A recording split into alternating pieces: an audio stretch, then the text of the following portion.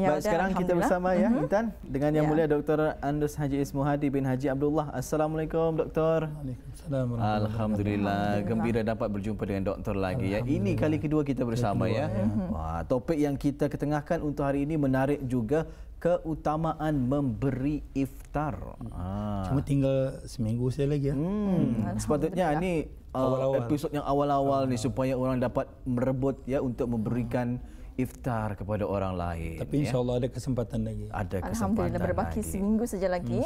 Ya, kita berada di bulan Ramadan ini. Jadi kita bawakan mengenai dengan keutamaan memberi iftar. Jadi mungkin boleh Ustaz kongsikan sedikit mukadimah mengenai dengan tajuk kita pada pagi ini. Insya-Allah. Assalamualaikum warahmatullahi wabarakatuh. Bismillahirrahmanirrahim. Alhamdulillahirabbil alamin wa bihi nasta'in ala amri dunya waddin.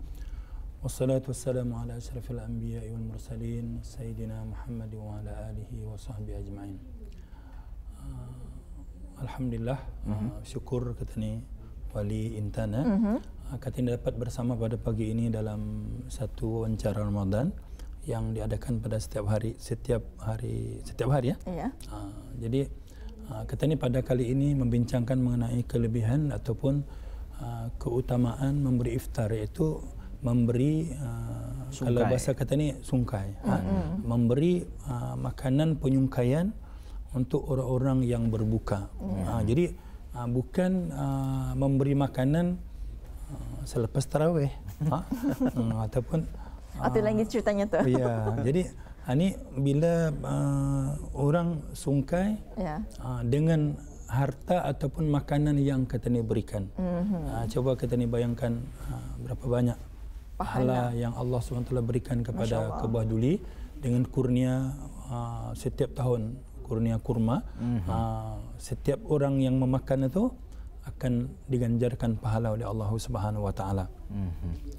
Jadi Allah Subhanahu wa taala melalui baginda Nabi sallallahu alaihi wasallam melalui hadis daripada Salman radhiyallahu anhu, an Salman qala khatabana Rasulullah sallallahu alaihi wasallam fi akhir yawmin min Sya'ban faqala ayuhan nas qad adallukum syahrun 'azim syahrun mubarakun syahrun fihi lailatun khairun min alfi syahrin ja'alallahu siyamahu faridah wa qiyama lailihi tatawuan. Jadi dalam hadis ini Rasulullah SAW berkhutbah kepada sahabat, akan datang kepada kamu satu bulan yang agung, yang di dalam bulan itu Allah Subhanahu wa taala memberikan satu malam, iaitu malam Lailatul Qadar, seperti kita ni pahami. Kemudian diwajibkan puasa pada siang hari dan wa qiyama lailihi tatawuan, dan mengerjakan solat sunat tarawih pada malam itu. Kemudian dalam bulan Ramadan juga disebutkan wa syahrun sabar wasabru sawabul jannah, dan orang sabar ini mendapatkan syurga. Sampai kepada Nabi, hadis ini panjang. Wa syahrun muwasati wa syahrun yudadu fihi rizqil mu'min, dan bulan ini juga bulan yang ditambahkan rezeki kepada orang mukmin. Masya-Allah. Dimurahkan rezeki, ditambahkan rezeki. Jangan salah katanya, kepada orang mukmin.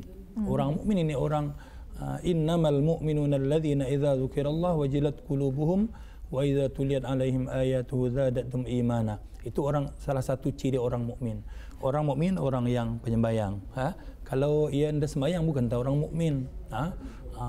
Kategori orang mukmin orang yang mentaati perintah Allah Subhanahu wa taala. Maka ya Rasulullah, man fattara fihi shaima kana maghfiratan lizunubi. Barang siapa yang memberikan ataupun menyungkaikan orang yang berpuasa, Allah Subhanahu wa taala akan mengampunkan segala dosanya dan menjauhkan raqabatihi minan nar, menjauhkan daripada api neraka. Jadi intana, kalau kita ni menyungkaikan orang, kita menyungkaikan orang, Allah yang pertama Allah ampunkan dosa kita ni. Masya-Allah. Yang kedua dijauhkan tani daripada neraka. Yang kita ni tahu bila disebut neraka bukan perkara jadi peribunan atau main-main. Barang siapa yang dijauhkan daripada neraka, diselamatkan daripada neraka, itulah suatu kebahagiaan. Betul. Kata ni orang-orang beriman ini, setiap ada dalam hati ada iman kepada Allah Subhanahu Wa Taala. Dia tak sembahyang, dia apa semua sekali, tapi iman tetap. Sampai dia mati dia tidak kufur, tidak syirik kepada Allah Subhanahu Wa Taala. Akhirnya memang dimasukkan ke neraka. Tetapi akhirnya memang dimasukkan ke syurga. Tetapi kata ni orang yang memberikan iftar ini diampunkan dosanya dan diselamatkan daripada api neraka, dijauhkan daripada api neraka. Jadi kalau kita ni masuk syurga, orang beriman memang masuk syurga. Tapi yang kita ni mau, bagaimana kita ni tidak termasuk dalam api neraka. Bila terselamat daripada neraka, memang nanti masuk syurga. Jadi dijauhkan daripada neraka dan diampunkan dosanya. Kemudian wa kana lahu mislu ajrihi min ghairi an yanqus min ajri syai'. Orang yang memberikan makanan atau minuman kepada orang yang berpuasa, pahala yang diberi oleh Allah Subhanahu Wa Taala sama dengan pahala orang yang berpuasa tu. Sebagai contoh wali, saya memberikan penyungkaian arah wali. Waktu sungkai wali makan, saya punya makanan, cendol ke, engkosar ke, apa sajalah. Maka seluruh pahala wali punya pahala sehari itu, yang wali puasa apa semua pahala, ampit untuk saya dengan tidak mengurangi wali punya pahala. Masya Allah. Jadi kalau misalnya dengan mengurangi pahala kita ni, mana orang mau? Betul. Ni cendol usik semua dia. Malas gue, hendak aku mau minum ni. Sekarang pahala aku kena bagi arahnya. Kena ganti arahnya. Bukan. Jadi, kita ni pahala kita, pahala wali diberi kepada saya, pahala wali sedikit pun tak kurang. Jadi berapa besar tu Allah Subhanahu Wa Taala memberikan ganjaran kepada orang yang memberikan penyungkaian. Kalaulah boleh kita ni senaraikan, kita ni lihat siapa di antara kita ni yang kurang berkemampuan. Kadang-kadang nak boleh. Kita ni kalau macam petang-petang kita ni berfikir, apa akan kita ni masak ni? Bukan apa akan kita ni masak ni, indada yang akan dimasak. Macam terlampau banyak akan dimasak tu. Jadi apa ni mau buat apa kalau petang ni? Tapi setengah orang mungkin bukan di negara kita ni, di negara lain.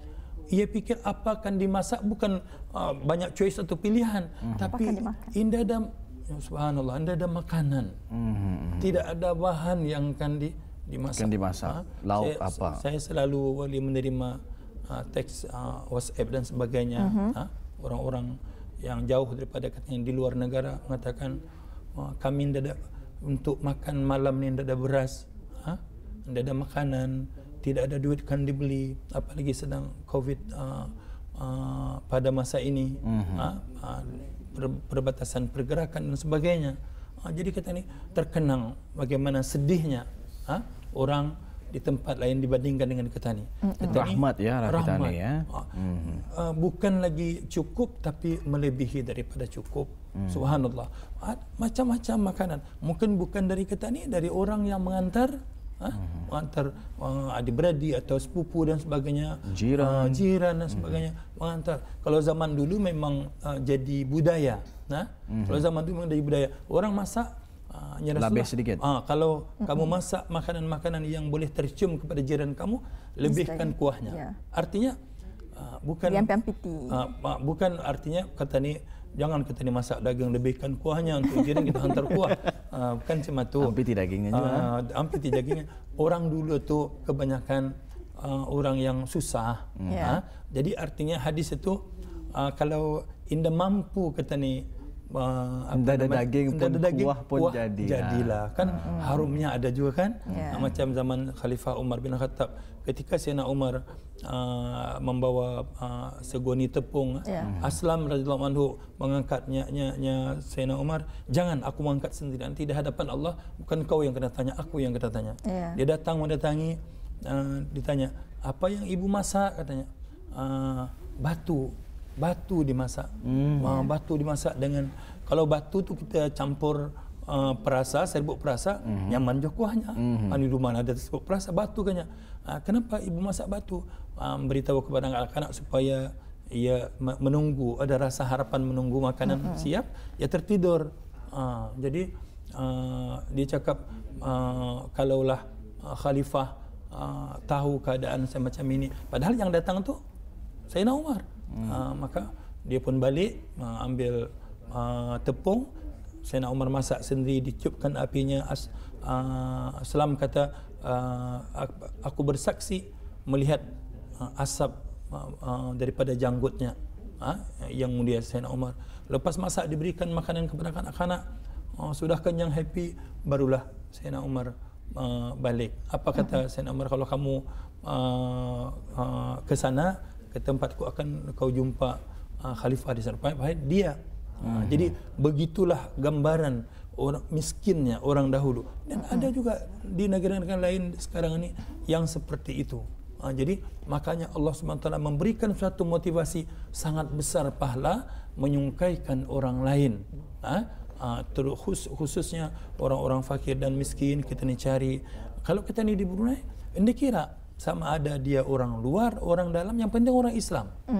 Kalau dia tidak berkemampuan tanian, kita beri. Kemudian Nabi SAW meneruskan. Nabi SAW meneruskan, qalu ya laisa kullana yajidu ma yufattaru sha'ima. Nya sahabat, bila Nabi SAW menyebutkan siapa beri makan orang bersungkai macam ni, nya sahabatnya, ya Rasulullah, kami ni bukan orang yang berpunya, kami tidak ada makanan yang akan diberi. Macam mana orang yang beri makanan tu orang kaya ganya? Faqala, nya Rasulullah SAW, yu'tillahi hadha sawab man fattara sa'ima ala tamratin. Allah Ta'ala akan memberikan kelebihan, ganjaran yang sama kepada orang yang memberikan walaupun 2 biji tamar. Walin dia punya kan 2 biji tamar, 2 biji kurma, ada kan lebih lagi ya. Kadang-kadang kata ni bukan lagi lebih, lihat supermarket nyaman ni beli lagi. Jadi artinya kepada orang yang tidak berpunya, orang miskin, jangan sibuk kan mengantar yang mewah-mewah apanya, walaupun 2 biji tamar. Betul. Tapi jangan pulang kata ni, kan bersedekah banyak, ya dapat ya dalam hadis tu 2 biji tamar kan. Hantat kejiran sebelah ni 2 biji tamar kan. Tu kait hantar tu. Jadi jangan macam tu. Artinya diumpamakan oleh Nabi kepada bila sahabat bertanya, laisa kullana, kami inda punya bah. Jadinya Nabi walaupun 2 biji tamar. Kemudian bukan lagi 2 biji tamar, au syarbatin ma'in, ataupun seteguk air. Seteguk air sejuk kah, air apakah, air suam kah, pun sama ganjarannya. Kemudian yang ketiga, au matukatin labanin, ataupun sekali sisipan susu, ataupun satu susu kental, susu kalau orang dulu kan diperah susu daripada kambing atau sapi ya. Susu kental tu satu sudu dicampur dengan air, itu pun sama ganjaran yang Allah Subhanahu wa taala berikan. Jadi masa ni berlomba-lombalah kita ni. 7 hari lagi kita ni akan memberikan penyungkaian. Baik, alhamdulillah ya. Luar biasa sekali perkongsian yang mulia ya Dr. Haji Ismuhadi tadi ya, dan inilah antara kelebihan-kelebihan ya yang boleh Auda dapatkan bagi mereka yang memberikan penyungkaian ya kepada orang yang berpuasa ni Ustaz ya. Ingin kita ketahui ni Ustaz, mungkin ada boleh dikongsikan bersama kita ya adab-adab untuk memberikan penyungkaian kepada mereka yang berpuasa ini. Ya. Seperti mana kata ni di Brunei wali ya, di internet. Pernah kata ni cerita dia tu, tani adat kata ni kalau kata ni memberi penyungkaian kepada orang, berikanlah bekas ataupun kontainer yang kita ni tidak balik lagi. Jangan bekas yang lawa. Kalau bekas yang lawa, karena adat kita ni sebenarnya bukan di Brunei saja, di Aceh pun sama. Aceh, Sumatera, kalau kita ni belum berisi bekas orang bagi tunda, kita ni balikkan. Jadi bukan satu kewajiban, macam rasa lain kan. Tani hari-hari kena hantar makan, tani balik bekas kosong, jadi belum dibalikkan tu kalau belum berisi. Jadi jangan kadang bila dengan kita ni memberikan penyungkaian kepada orang, memberikan kesusahan pada dia pula. Jadi masa ni bukan macam dulu ada kontainer macam sekarang. Sekarang kontainer harga RM1 pun banyak. Artinya masuk ke dalam kita bisa adab kita ni bersedekah, adab kita ni memberi adalah yang terbaik. Bukan kalau ada makanan, bukan ada makanan, pilih yang nyaman simpan tinggal. Paha, sayap, yang nyaman tinggal. Ini dia nyaman ni ya. Kalau sedekah, ini bukan amalan yang ditunjukkan oleh Nabi. Jadi kita ni yang aula, yang utama adalah yang terbaik. Yang terbaik ya.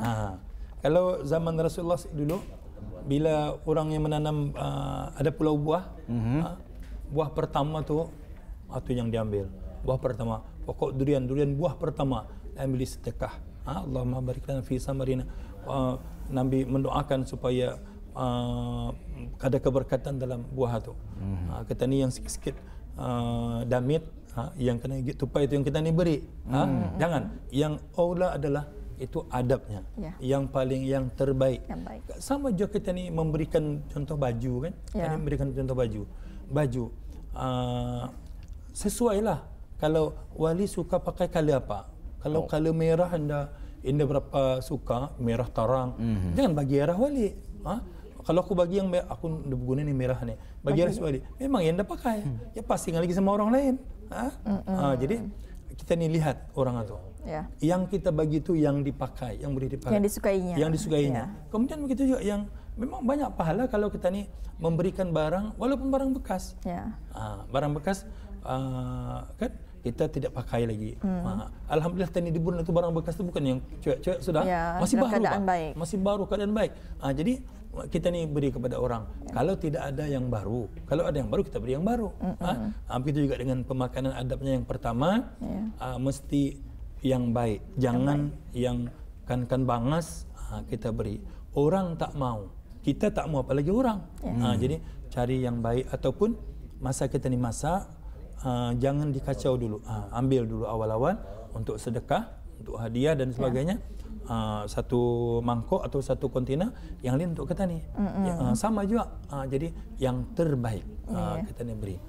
Kalau kira-kira macam kan bangas, kalau kita ni antar, kalau anda panaskan bangas, itu jangan.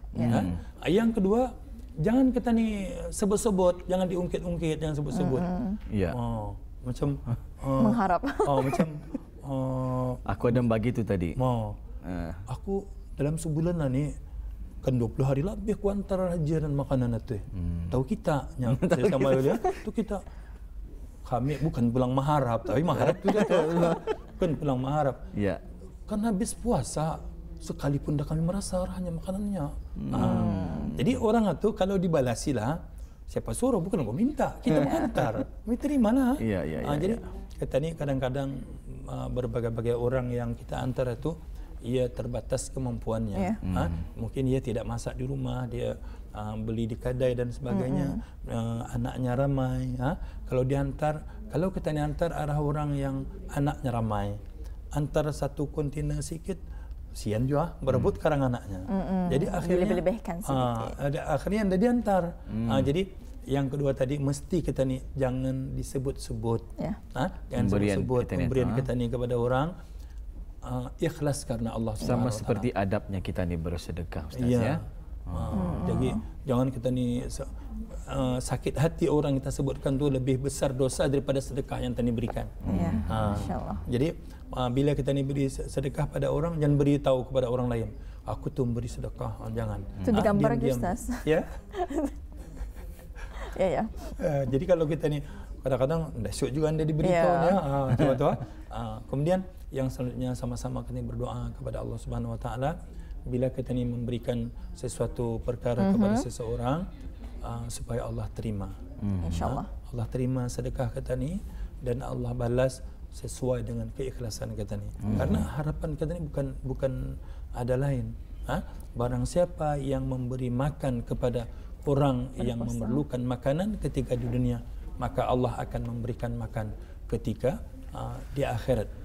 Barang siapa yang memberikan minum kepada orang yang haus di dunia, maka Allah akan memberikan minum di akhirat ketika dia haus. Dan Nabi akan memberikan minum dengan telaganya. Siapa yang minum air telaga Nabi sallallahu alaihi wasallam tidak akan haus selama-lamanya. Baik, alhamdulillah ya. Ribuan terima kasih kita ucapkan buat yang mulia ya Dr. Andus Haji Ismuhadi bin Haji Abdullah bersedia bersama kita pada pagi ini dalam ruangan wawancara ceramah Ramadan ya, keutamaan memberi iftar. Jadi mudah-mudahannya setelah mendengarkan ceramah yang telah pun disampaikan oleh doktor tadi, kita ni mula bersemangat ya dan juga terinspirasi untuk mula memberikan iftar ya kepada mereka-mereka yang memerlukan ataupun kepada mereka yang berpuasa ya.